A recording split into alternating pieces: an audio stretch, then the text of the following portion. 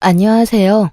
잘못된 결혼은 지옥이라는 걸 얼마 전에 깨닫고 지옥에서 걸어나온 30대 중반 이혼녀 인사드려요. 보통의 사람들에게 결혼이란 미워도 미운 정으로 사는 것이지만 저에게 첫 번째 결혼은 정말 지옥 그대로였어요. 그래서 사연글을 통해 제 전남편과 시모에 대해 폭로해 보려고 해요. 저는 그리 잘 사는 집딸은 아니었어요. 저희 집은 부모님과 저와 제 언니 총 넷이었는데 찢어지게 못 사는 건 아니었지만 넉넉한 형편도 아니었어요. 딱 입에 풀 칠할 정도로 살았죠. 부모님은 안 해본 일 없을 정도로 여러 가지 일을 많이 하셨어요. 학력이 낮아서 할 수 있는 일도 한정적이었죠. 그걸 보면서 제가 느낀 건 어찌 됐든 공부를 잘하자였어요. 잘해서 부모님 호강시켜드리자. 그 생각으로 악착같이 공부했던 것 같아요. 언니도 저도 악바리 근성이 있어서 둘 다 좋은 직장에 들어갔고 딸 둘 모두 부모님께 지극정성이라 집에 용돈도 드렸어요. 대기업에 들어가서 돈을 많이 버니 이번에는 공부가 아니라 돈을 많이 모아야겠다는 생각을 했죠. 돈 모으는 건 꽤 쉬운 일이었어요. 안 쓰는 건 어릴 때부터 습관이라 진짜 쓸 만큼을 제외하고는 다 적금을 넣었거든요. 저는 30대 중반에 결혼을 했어요. 졸업 직후부터 일하기 시작해서 결혼까지 거의 10년 동안 제가 모은 돈은 7천만 원 정도 됐어요. 더 모을 수 있었지만 부모님께 드리는 용돈도 중요했기에 그럴 수 없었죠. 그 돈을 들고 결혼할 때도 친정에서는 도움을 주지 못했어요. 서운할 수도 있었겠지만 저는 그런 것보다 부모님이 노후를 위해 저축하고 아끼는 게 더 좋다고 생각했거든요. 남편은 저와 2살 차이로 시부의 가게에서 같이 일을 했어요. 저는 남편의 착하고 순진한 모습에 마음이 끌렸던 것 같아요. 그런데 그게 착하고 순진한 게 아니라 자기 의견 없이 발언권 큰 사람에게 끌려다니며 자기 생각은 없다는 걸 나중에 알아챘어요. 여기서 발언권이 큰 사람은 시모예요. 어느 집이나 대부분의 집은 시모가 힘이 제일 크죠. 어찌됐던 며느리에게는 말이죠.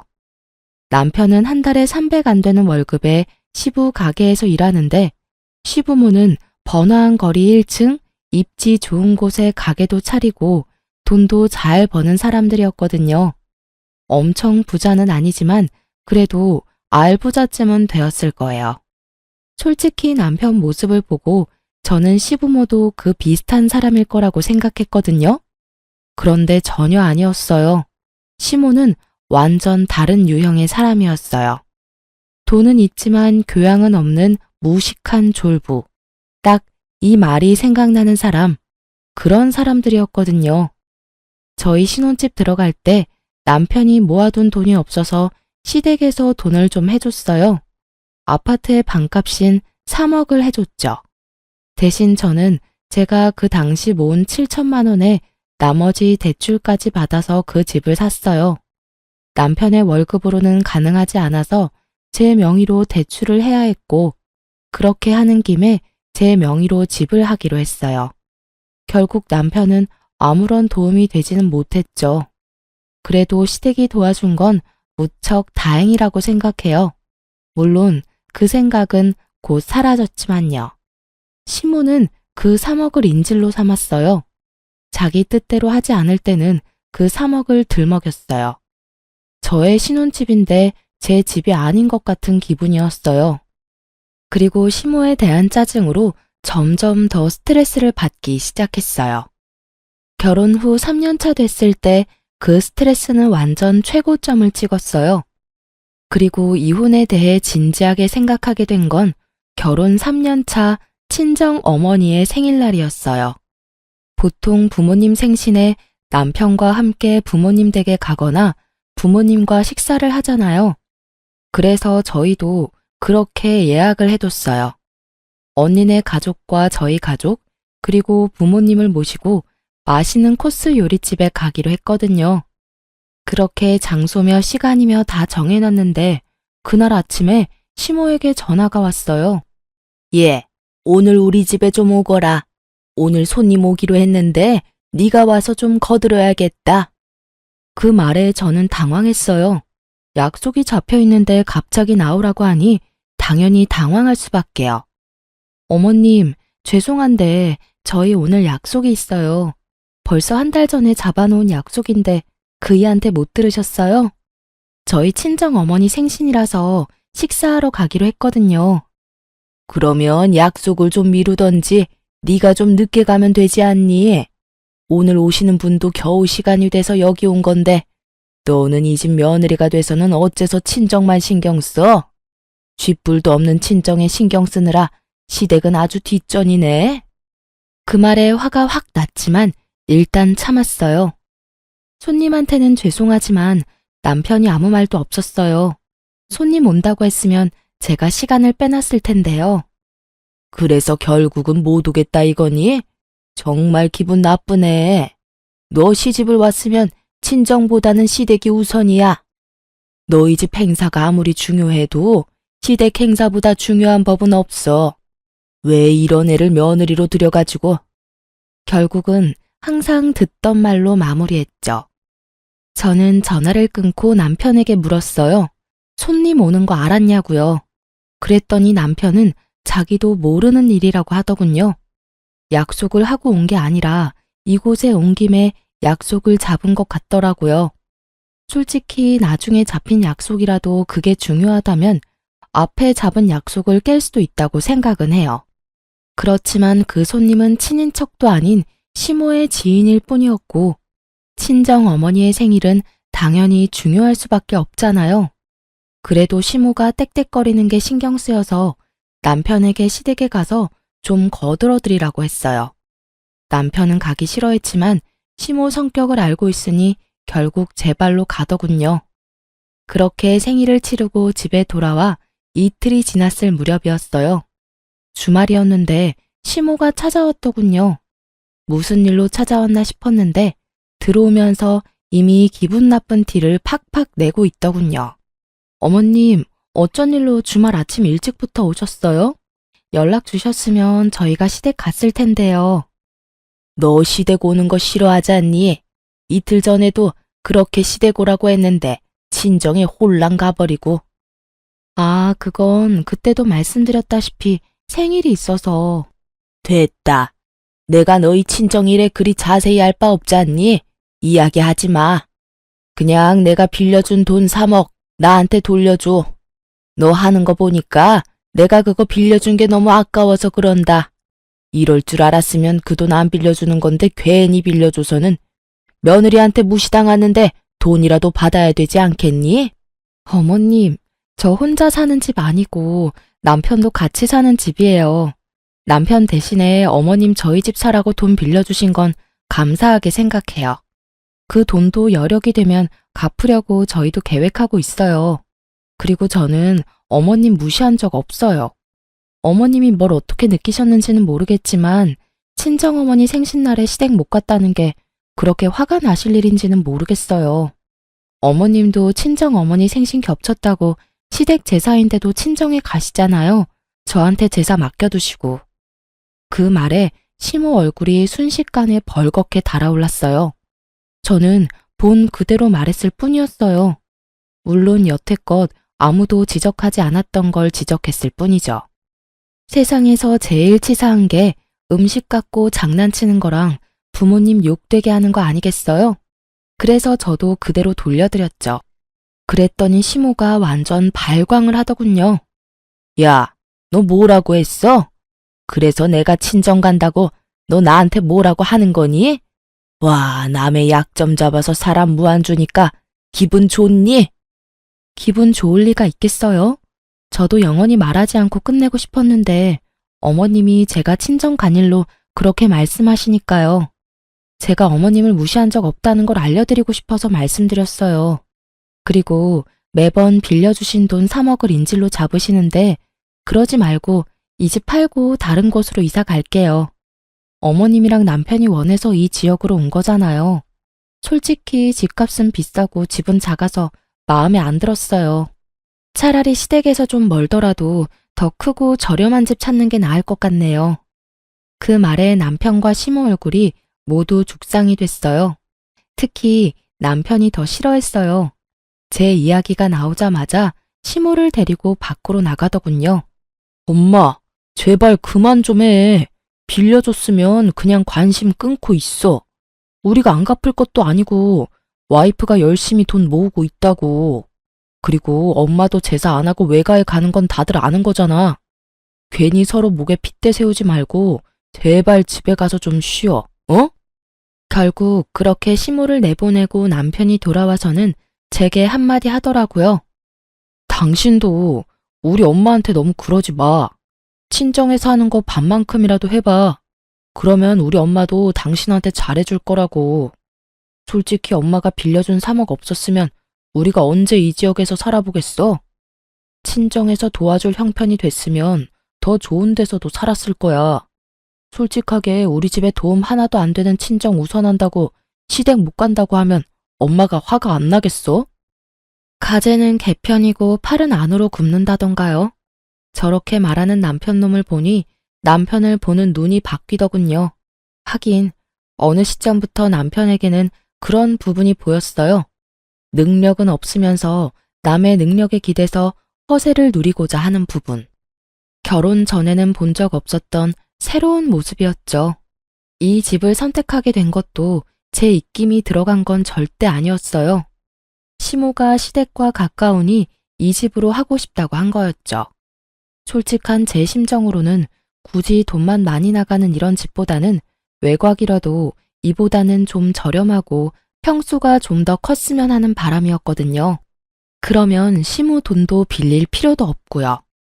따지고 보면 3억을 인질로 삼게 된 것도 모두 시댁 탓인데 매번 피는 저만 보고 있으니 열이 받잖아요. 저도 말이 곱게 나오진 않았죠. 이런 데서 산다고 몰상식한 사람이 교양 있는 사람으로 바뀌진 않아. 여기서 살자고 한 사람도 당신이랑 시모지 내 입김 하나도 안 들어갔잖아. 그리고 내 앞에서 친정 은근히 돌려가는 거 기분 나쁘거든? 친정이 능력이 없어도 이 집에 들어간 돈 절반은 내 돈인 거 알지? 거기에 비하면 당신은 돈 한 푼 안 내고 잘 살고 있잖아. 부모님이 돈 내도록 만들어서 결국 그 탓에 매번 문제 생길 때마다 3억 인질 잡혀서 나 스트레스 받게 만든 것도 짜증나는데 말 함부로 하지 말고 가려서 하라고. 제 말에 남편이 뚱한 얼굴로 입을 닫아버렸어요. 자기도 자존심이 있으니 제 말에 기분이 나빴을지도 모르죠. 그런데 오는 말이 고와야 가는 말이 곱다고 먼저 좋게 이야기했으면 제가 그런 자존심 상하는 말을 했겠냐고요. 오죽하면 제가 그런 이야기까지 꺼냈겠어요. 토라진 남편은 방으로 들어가 버리고 저는 텅 빈 거실에서 한참을 생각했어요. 지금 당장 남편의 행동으로 시모가 집에 돌아간 건 다행이라고요. 그런데 계속 이렇게 놔둘 수는 없었어요. 무슨 일 생길 때마다 저희 신혼집은 볼모가 되어버리잖아요. 시모의 그 말에 스트레스 받으며 끙끙대는 것도 이제는 못할 짓이더라고요. 그래서 그날 이후부터 저는 열심히 시모의 3억을 갚을 방법을 찾으려 했어요. 물론 저금은 하고 있었지만 그것만으로는 턱없이 모자라단 걸 알았거든요. 3억이 만들어지는 시간까지 시모에게 시달릴 생각을 하니 앞이 캄캄해서 어떻게든 그 3억이라는 빚을 탕감할 수 있는 방법을 생각하기로 했어요. 그리고 그 방법은 생각보다 가까이 있었어요. 남편이 결혼 후 몇 번 제게 돈을 빌려달라고 했거든요. 뭘 하려는 건지는 몰랐지만 저는 그럴 때마다 한 가지만 받았어요. 차용증이요. 물론 부부 사이에 그게 중요하지는 않지만 제게는 남편이 제 돈을 빌려갔다는 증거 자체가 필요했거든요. 언젠가 그 남편의 부채가 저 3억을 없애줄 수도 있겠다는 생각을 했죠. 물론 지금 당장은 전혀 도움은 안 되는 빚덩어리지만요. 그 이후로 시모는 여전했어요. 매번 수틀리면 3억을 들먹이는 것도 여전했고 저를 쥐잡듯 잡는 것도 여전했어요. 그러다 결혼 5년 차쯤 되던 해에 저희 친정에 큰일이 터졌어요. 바로 언니의 투병 소식이요. 언니는 저와 나이 차이가 꽤 났어요.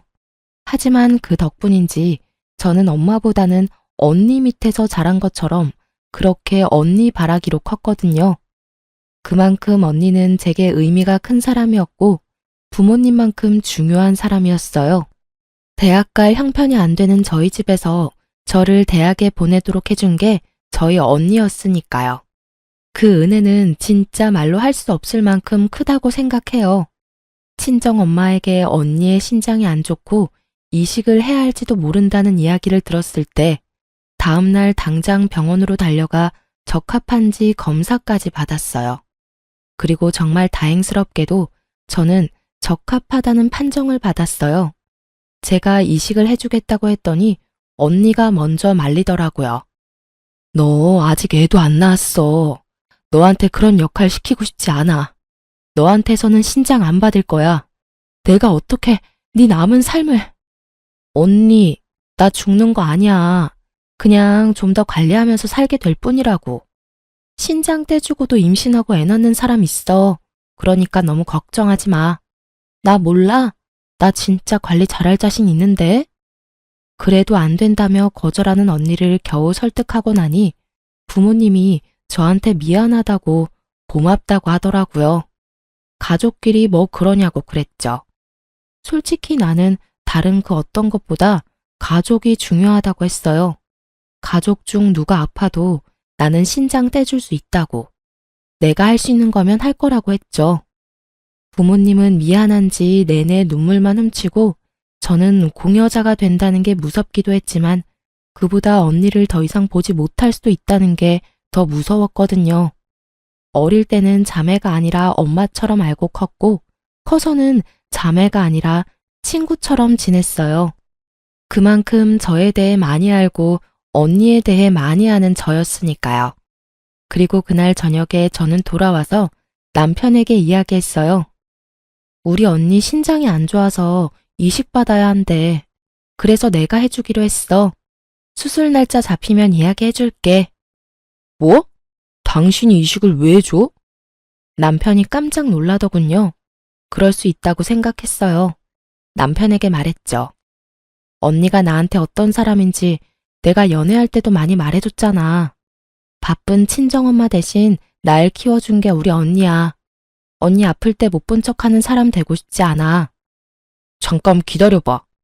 제 말에 남편이 다급히 제 말을 끊고는 어디론가 전화를 걸었어요.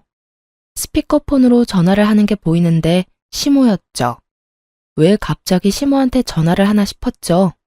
시모가 전화를 받자 남편이 완전 폭발하더라고요. 엄마, 지금 큰일 났어.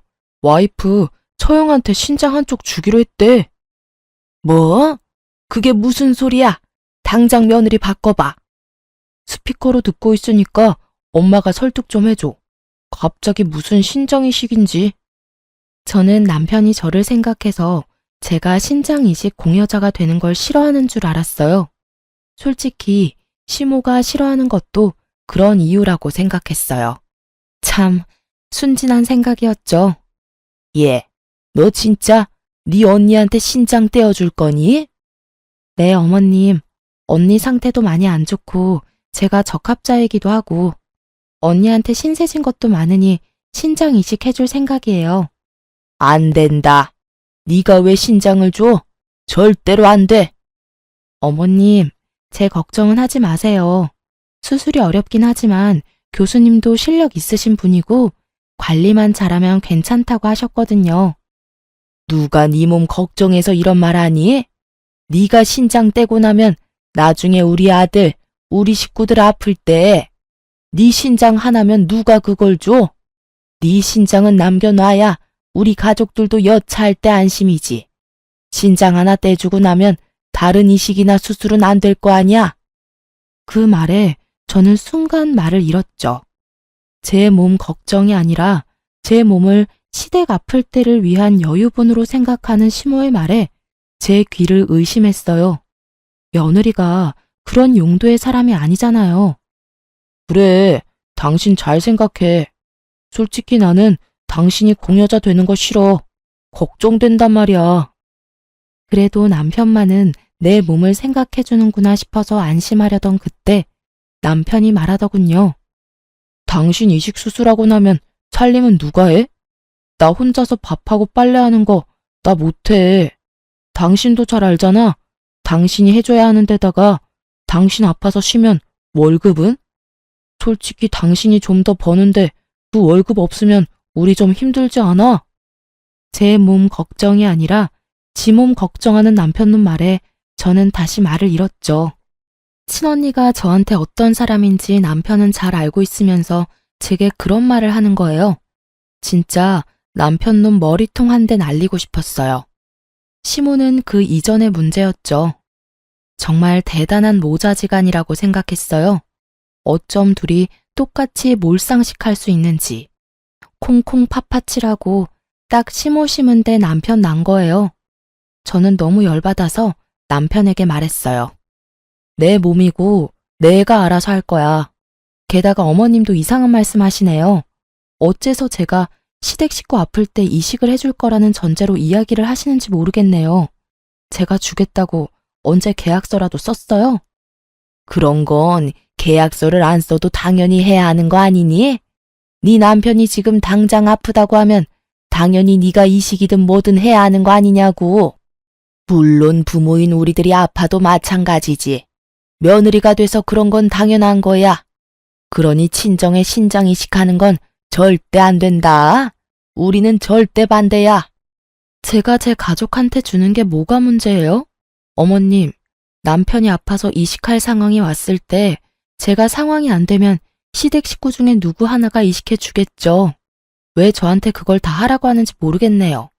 장기 맡겨놓으셨어요, 저한테? 아니면 며느리 아주 마음에 들지도 않는데 그럴 용도로 쓰려고 결혼시키셨어요? 시집 온다는 게 그런 거 아니니? 친정보다 시댁이 우선인 게 당연한 일 아니냐고. 너 항상 그런 식으로 삐딱하게 구는데 이번에는 절대로 그냥 못 넘어가. 너 그 이식 아주 하기만 해봐. 두 사람이 뭐라고 반대를 하든 저는 이식할 거예요. 이미 날짜도 다 잡아놨고요. 저는 그렇게 말하고 대화하기 싫다는 듯 집을 나와버렸죠. 저런 인간들을 가족이라고 데리고 있는 제가 너무 불쌍하고 비참하더라고요. 제 가치가 그것뿐이라는 듯 말하는 시모한 남편이 너무 짜증나고 열받았어요. 집에 돌아오니 꼬치꼬치 언제 수술이냐고 묻는 남편에게는 대답조차 해주지 않았어요. 분명히 반대하면서 방해할 게 뻔해 보였거든요. 그리고 제 예상 그대로 시모한 남편은 어떻게 알아냈는지 이식 수술날 집 앞에서 저를 막고 섰어요. 가지마. 너 경고했어. 별것도 아닌 집안에 네 몸뚱이 주는 거 나 용납 못해. 그 몸 고스란히 시댁 가족을 위해서 관리나 하라고. 안 그래도 너희 시아버지 요새 간이 안 좋아서 힘든데 혹시라도 이식할 상황 생기면 네가 책임져야 하지 않겠어? 이런 식으로 몸 상태 망가뜨리는 거 난 용서 안 할 거야. 그만 좀 하세요. 두 사람 다. 도대체 왜 이러시는 건데요? 그리고 제가 시댁에 간이라도 맡겨놓은 줄 아세요? 그리고 적합검사 몰라요? 어차피 제가 주고 싶어도 적합검사에서 떨어지면 못 주는 거라고요. 언니랑 제가 맞은 건 자매라서 확률이 높았던 거였고요. 시댁 가족이랑 제가 그쪽으로 적합할 확률은 거의 없다고요. 제 말에도 시모는 아주 막무가내였어요. 그런 말로 나 속이려 해도 나는 안 속아. 어찌됐건 너도 이식 후보에 오르려면 몸 상태 무조건 좋아야 하는 거 내가 모를 줄 아니? 만약 이 상태로 진짜 가면 너 우리 아들이랑 이혼하게 될 거야. 가고 싶으면 이혼 생각하고 가. 그 말에 저도 확 돌아버렸죠. 아니, 이 사람들이 뭔데 제가 제 가족을 위해 하겠다는 일을 막는 건지 솔직하게 말해볼까요? 만약 어머님과 남편이 제 몸 걱정해서 혹시라도 이세가 생겼을 때 제가 감당하기 힘들어할까봐 이식을 막았다면 저도 다시 생각은 해봤을 거예요. 지금 제 가족은 남편이 맞고 친정집을 위해서 가족의 걱정을 무시하는 것도 미안한 일이니까요. 그런데 아다르고 어다르다고 이식을 반대하는 이유가 저딴 저급한 이유였다뇨. 그걸 듣고 나니 괜한 반발심에 언니에게 더 주고 싶어지더라고요. 게다가 신장 이식해주려면 이혼을 생각하라는 시모 말에 저도 참다 결국 터져버렸죠. 아, 그러세요? 그러면 이혼 생각하고 계세요. 저는 언니한테 신장 이식해주는 거 포기 안 해요. 아니, 포기 못 해요. 어머님 남편 말하는 거 들으니 기가 막혀서 오히려 더 해주고 싶네요. 웃겨, 진짜. 며느리를 뭐라고 생각하는 거야? 당신도 마찬가지야. 남편이 되어가지고는 고작 몇 주 살림하는 거 힘들다고 처형 다 죽어가는데 이식해주지 말라고. 찌질하기가 아주 역대급이야, 그치? 너 같은 인간이랑 내가 살 맞대고 살았다고 생각하니까 징그러워서 소름이 돋아. 우리 식구들 앞에서는 온갖 착한 척 다 하더니 결국은 제 몸 생각해서 처형 아픈 거 모른 척하는 꼬락선이라니. 비켜! 결국은 남편과 시모를 놔두고 빡 돌아버린 저는 거칠게 현관문을 열고 밖으로 나갔어요. 뒤에서 시모가 고래고래 고함을 질러대더군요. 오냐! 누가 후회 하나 두고 보자! 너 신장 하나 주고 얼마나 잘 살 수 있겠어? 그런 병신 같은 며느리 우리 쪽에서 사양이야. 정말 마지막까지 사람 기분 상하게 하는데 도가 틈분이다 싶었어요. 그 이야기 싹 무시하며 병원으로 갔어요. 제 기분과는 상관없이 수술은 잘 됐어요. 그리고 이후 입원해 있는데 시모가 남편을 대동하고 병원으로 왔더군요. 그때는 병실에 딱 아무도 없는 상황이었어요. 친정 부모님이라도 있었으면 저 대신 욕을 해주셨을 텐데 천하의 지랄 맞은 성격인 저라도 아플 때 그 사람들 얼굴을 보니 만사가 다 귀찮아지더라고요. 그런 제 앞에서 시모가 서류를 하나 턱 내놓더군요. 이혼 서류였어요. 너 우리 집 의견 무시하고 혼자서 신장 하나 떼줬으니 약속대로 어서 이혼해라. 우리는 너 같은 며느리 데리고 있기 싫어. 시모의 모습을 보며 만사 귀찮았던 저는 싱긋 웃었어요. 감정 없이 웃는 건 힘이 하나도 안 들잖아요. 예, 이혼해 드릴게요. 쇳불도 당김에 빼라고. 이렇게 직접 오셨으니 제가 지금 당장 써드릴게요. 당장 가져가서 접수시키세요. 저는 그렇게 말하며 그 자리에서 환자 침상에 있는 식탁을 꺼내 서류에 빈칸들을 채워나갔어요. 아주 흔쾌히 서류를 작성하는 제 모습을 보던 시모는 그 모습마저도 마음에 안 들었는지 저한테 한마디 더 붙이더라고요. 그리고 너희 신혼집에 넣어준 돈 3억 당장 갚아. 너한테 그런 돈 투자했다는 거 생각하니까 억울해 죽겠어. 그 돈으로 재테크를 했으면 돈을 더 벌었겠지. 되지도 않은 며느리 도와주려다가 뒤통수나 맞고. 세상에 이런 불쌍한 시어머니가 어딨어? 아, 그 돈 3억요. 그중에 1억은 아드님한테 받으세요. 2억은 집 팔고 나서 제 돈으로 드릴게요. 제 말에 시모가 눈을 꿈뻑꿈뻑 하더군요. 그게 무슨 소리야? 우리 아들이 왜 나한테 1억을 줘? 그 집이 네 명이고 3억을 내가 줬고 우리 아들은 돈 한 푼 안 냈는데. 아, 아드님이 이야기 안 하셨나 보네요. 당신 어머님한테도 이야기 안 했어? 그런 말을 안 하면 곤란하지. 이제 두 사람 재산 정확하게 갈라야 하는데 이런 다툼의 여지를 남겨두면 일이 좀 커지잖아. 제 말에 남편은 꿀먹은 벙어리가 됐어요. 기세 좋게 시모 앞세워 들어올 때는 그런 생각 들지도 않았나 보죠. 당신 집 담보로 돈 1억 빌려갔잖아. 그거 빌려가서 코인 하다가 망해서 다 날렸고. 어차피 지금 당장 돈 없지? 그치만 부부끼리 빌린 돈이고. 부부끼리 빌린 돈이라도 차용증은 썼잖아. 그리고 당신이 내 돈 빌려간 건 사실이고 나는 그거 갚으라고 이야기했어. 그거 갚기 싫으면 당신이 어머님 설득해. 그 빚 제하는 조건으로 2억만 받아가시라고. 그럼 딱 되잖아. 눈앞에서 받아야 할 돈이 3억이 2억으로 바뀌니 시모가 화가 나서 버럭거리더군요. 야, 이 망할년이 너 뭔데 우리 아들을 빚진 사람 취급해? 그리고 남편이랑 같이 벌어서 돈 쓰면서 무슨 빌려주고 말고야. 부부끼리 쓴 돈은 부부끼리 알아서 하는 거고, 시어머니한테 빌린 돈은 당연히 갚아야 하는 게 맞는 거지. 부부끼리 번 돈을 그렇게 썼다고 하면 저도 별말 안 해요. 그런데 남편은 저한테 생활비 한 푼 준 적이 없거든요. 제가 돈 많이 번다는 이유로 저한테 다 맡겨서요. 생활비도 집 살 때 대출한 금액도 모두요. 남편이 이 집에 기여한 돈은 한 푼도 없어요. 그러니까 저는 남편에게 제 돈을 빌려줬고요. 애초에 합친 재산이 없는데 뭘 당연히 둘이 갚는다는 거예요?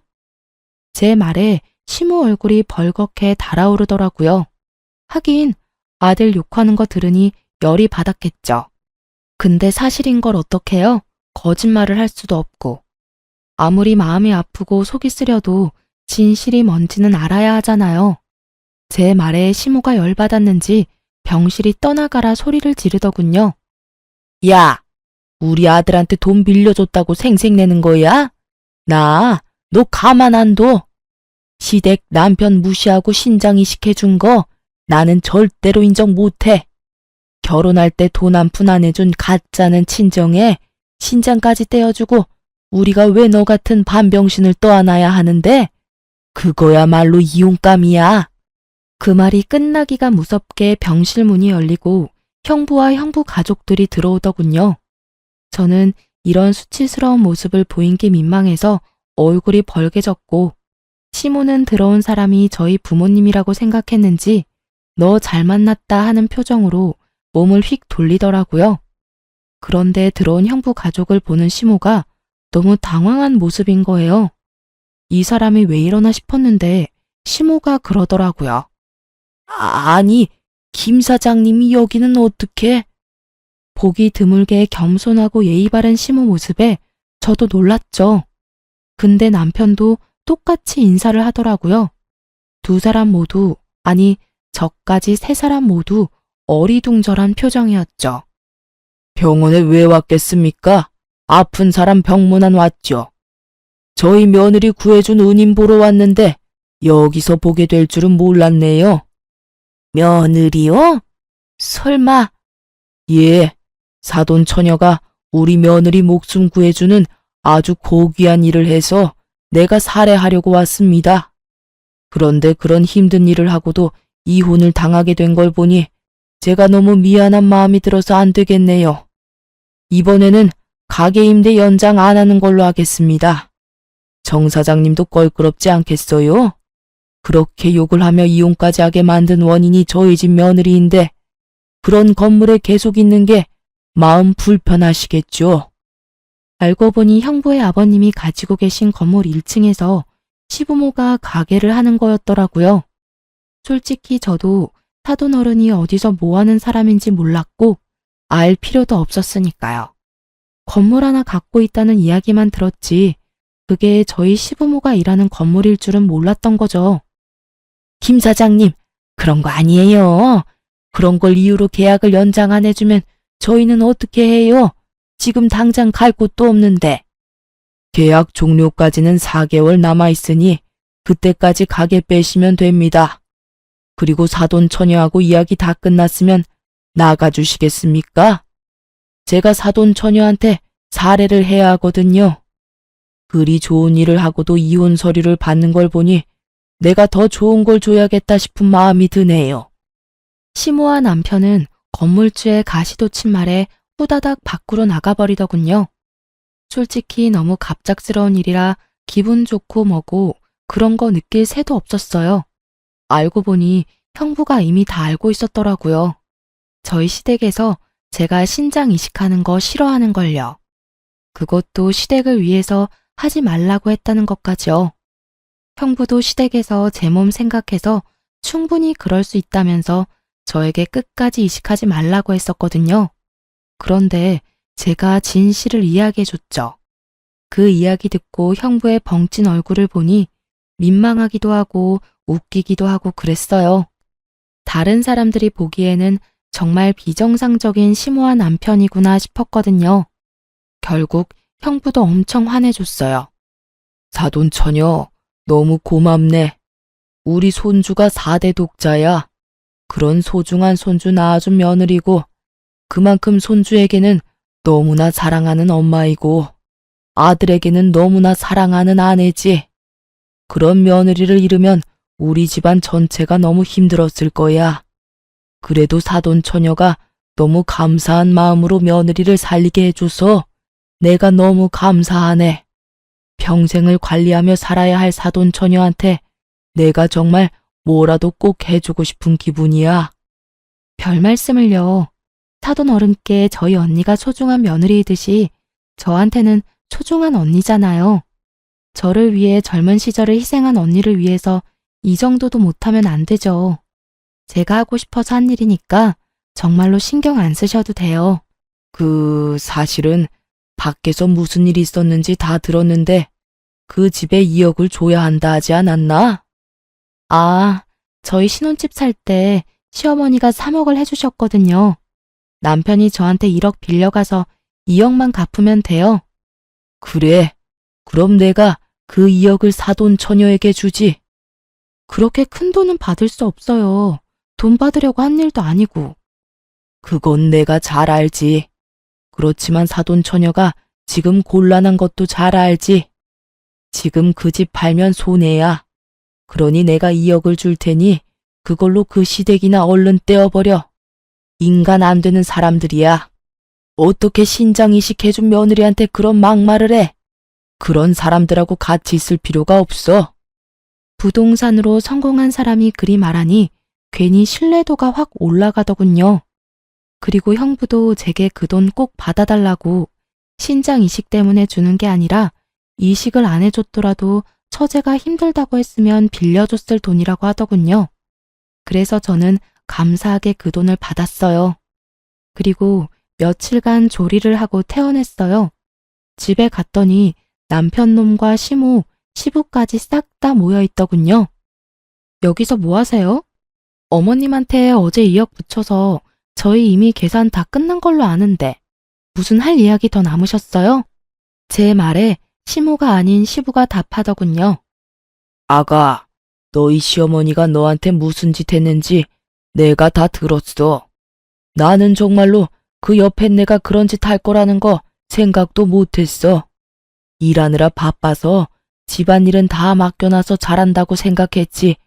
설마 너한테 그런 짓을 할 줄은 정말 미안하다.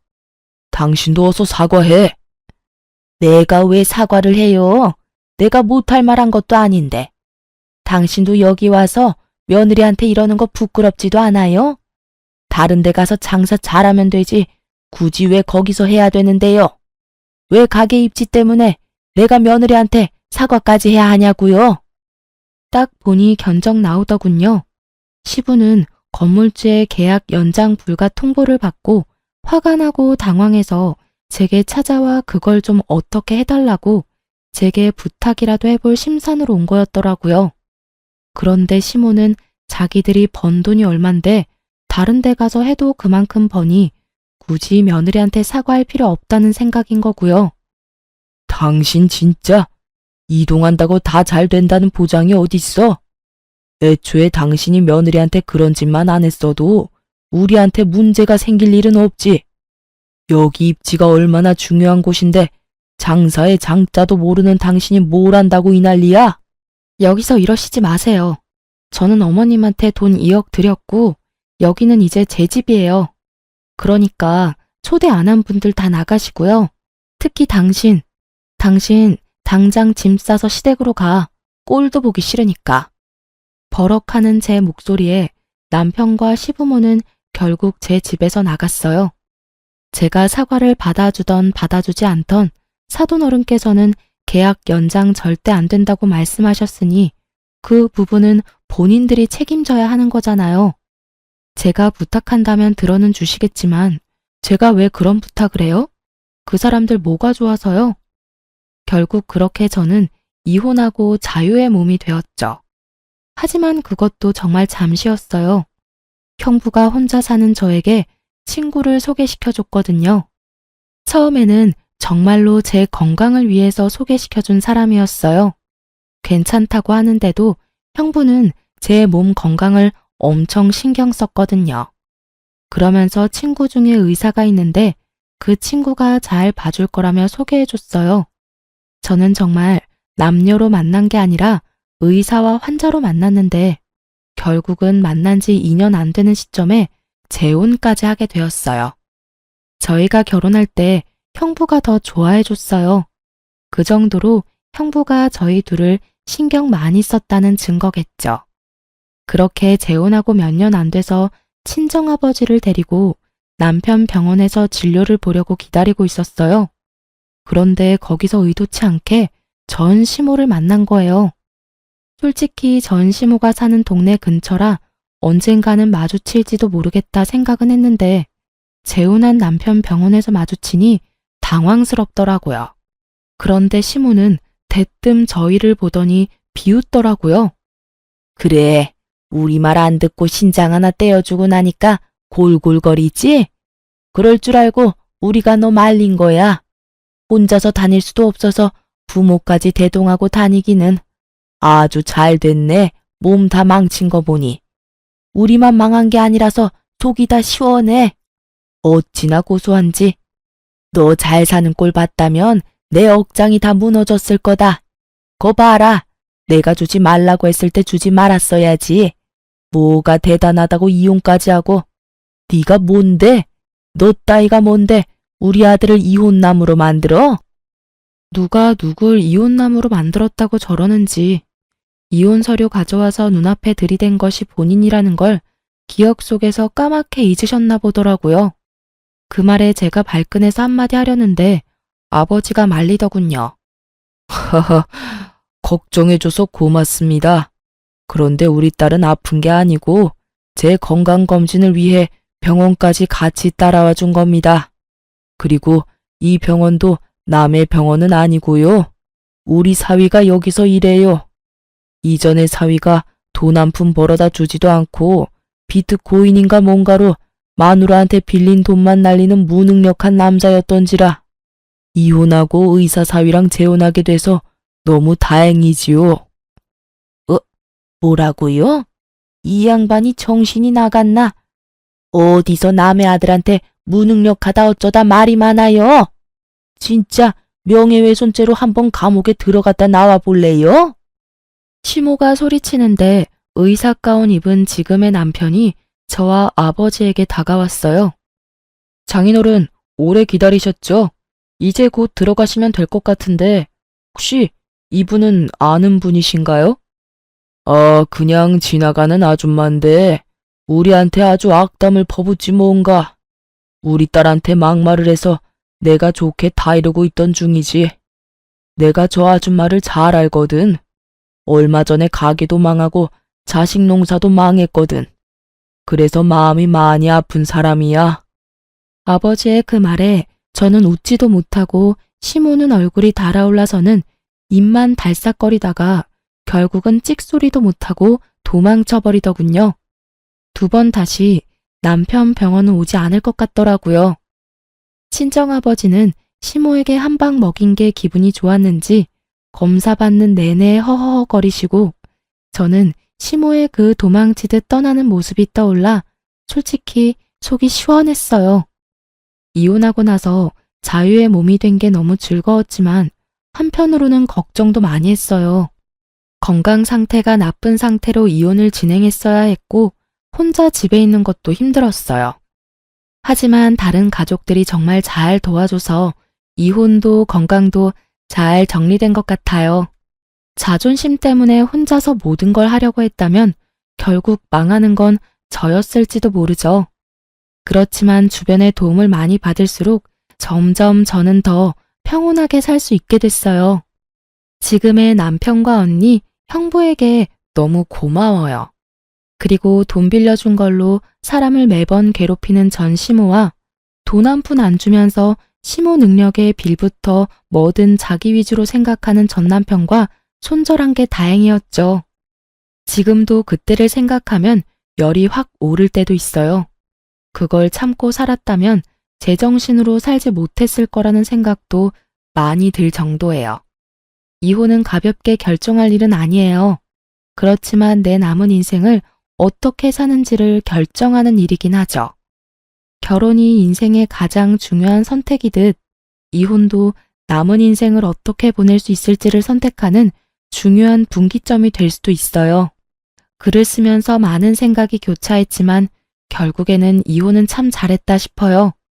마음이 편안하다는 건 그 무엇보다 중요하거든요. 남들 눈에는 별거 아닌 일들이 제게는 너무도 힘들고 큰 일이었듯 어떤 이유로 이혼하든 그것은 그 사람에게는 아주 큰 이유가 있는 거라고 생각해요. 이혼 전에는 그런 생각 못 했거든요. 경험하고 나서야 보이는 것들이 또 있는 것 같아요. 쓰다 보니 글이 길어지게 됐네요. 읽어주신 분들 감사합니다.